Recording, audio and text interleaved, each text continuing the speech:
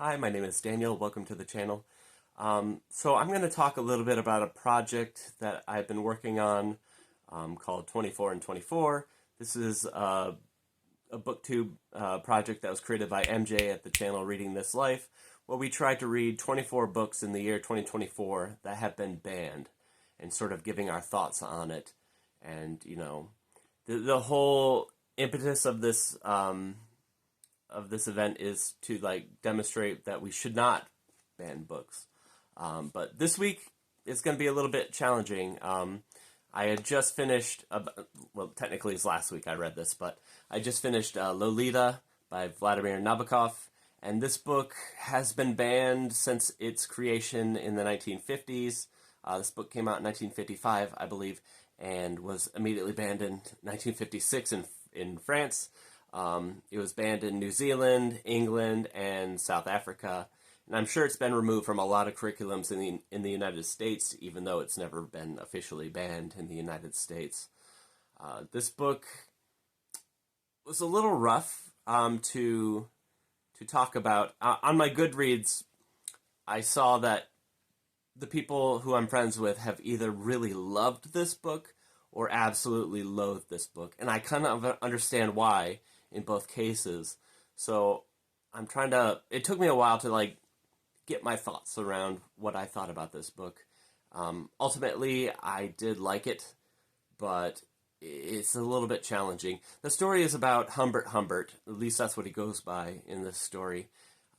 He is a man from Europe, France, I believe, and at first we get his childhood romance, his sort of puppy love he had with a young girl when he was around 12 years old. They were both around that age, and theirs was a romance that was prevented from coming to fruition, and so she died soon thereafter. This was they met when they were kids at a beach, and were vacationing at the same place together. And he sort of imprinted her onto his brain. And growing up, he never lost his attraction for younger nymphets, as he calls them. It's not every young girl who is a nymphette, but rather some people with a certain quality, girls who had a coquettish side to them. Not necessarily the most beautiful girls, but there's something that some je ne sais quoi, or whatever.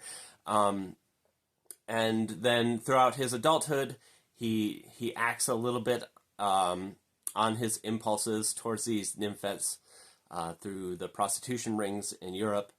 And then he gets married, and things go badly, and he goes to the United States. He's boarding at this lady's house when he sees her daughter is what he considers to be a nymphette, and he just becomes obsessed with her. Her name is Dolores, also known as Lola, also known as Lolita, the title character of the book.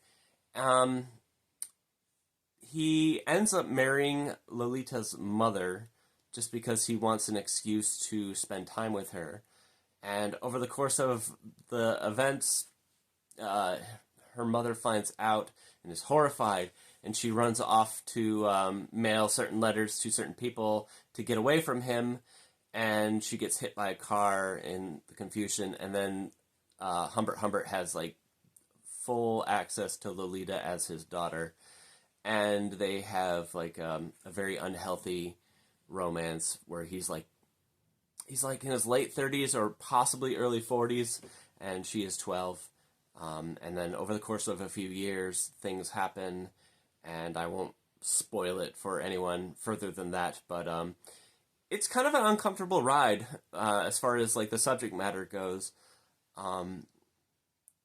But the writing is really beautiful, and I think that's what Nabokov was trying to do in this book, was to see if the art of poetical language can sort of supersede the content of the book, and you can make anything beautiful, even something you should be horrified by.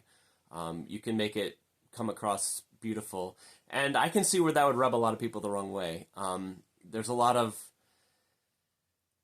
a lot of talk about this normalizing pedophilia, uh,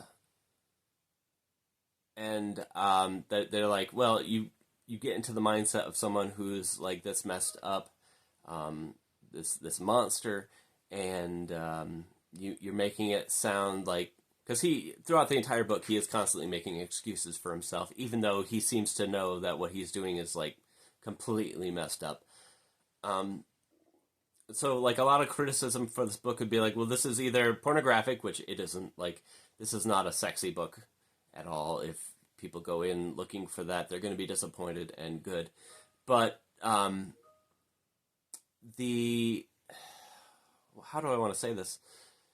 So they think that this book kind of normalizes that behavior just because we get to see his justifications and like his decision making process during the whole course of events. I don't really think that at any point in this book the behavior is normalized. It's not like Breaking Bad where they kind of make selling drugs really cool sounding. If you hear that beeping in the background, I'm sorry that someone is messaging me like fiercely over there. But anyway, I don't think I think I'm just trying to distract myself from trying to defend this book because like I think it is defensible, but I can totally get if you bounce off it hard. I don't think it normalizes it as much as humanizes the behavior, meaning like when you hear talk about pedophiles or like someone you know turns out to have like done stuff, and you just find out and you're blindsided by it, and you're like, oh, that person's a monster. Well, yes, I can understand that thought process.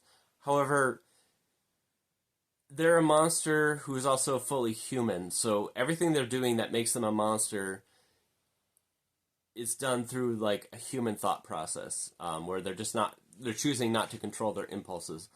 And seeing someone do that in their own headspace, I think has value. You get to see, well, it starts off as like it's, a completely innocent puppy love on Humbert's part. And then he just doesn't let certain things go. And then he's like, well, this is how I'm going to justify this behavior. This is how I'm going to justify this behavior. This behavior I'm not even going to try to justify. I know it's wrong. But you know what? In ancient times or in the Far East, they do this and no one blinks an eye. It's that self-deceptive justification that I think a lot of people can fall prey to, and seeing it happen for such an extreme example, I think has value because, oh man, I'm babbling. I think it's good to remember that you can also, whatever your struggle with, you can also become the monster. Even if you don't have these kind of predilections, there's something about you that can get very dark. And I think, a good reminder of that, also in the fact that this is couched in actual, beautiful language. Like, I do love the prose in this. It borders on, poetry. In fact, Humbert calls himself a poet, but everyone who's a pedophile, he says, is kind of a poet. That's some weird justification there. Yeah, I think there's value in just, realizing that we can all fall prey to becoming what others would consider a monster. I don't think that this book would necessarily encourage someone in engaging in these darker behaviors, personally. So, the idea of banning it for that reason seems kind of off to me. But anyway, I'm going to stop struggling over this book. It was enjoyable to read and also very uncomfortable to read at the same time. So, content warning, this book isn't for everyone, obviously, especially if you've been victim or you've known a lot of victims. It can be especially harsh at times. But it doesn't go into graphic detail, at least, and I think that that it can be worth your time. Yeah, I end up giving this 4 stars out at the very end of the day. It definitely got close to 5, but there are some points in this book that are just kind of boring. Like, here's us going across the country from town to town doing this and that, and there's a few too many of those segments in the book to make it a real super page turner. Like, sometimes the poetry just sort of disappears into like the itinerary of the day. But I do recommend this with a caveat. This one is probably, out of all the banned books I've read so far, probably the hardest to justify. I hope I made sense. If not, I can definitely talk more in the comments. I'm still just sort of feeling my way through this, but thank you for anyways for sticking with it, and I will talk to you later. Thank you.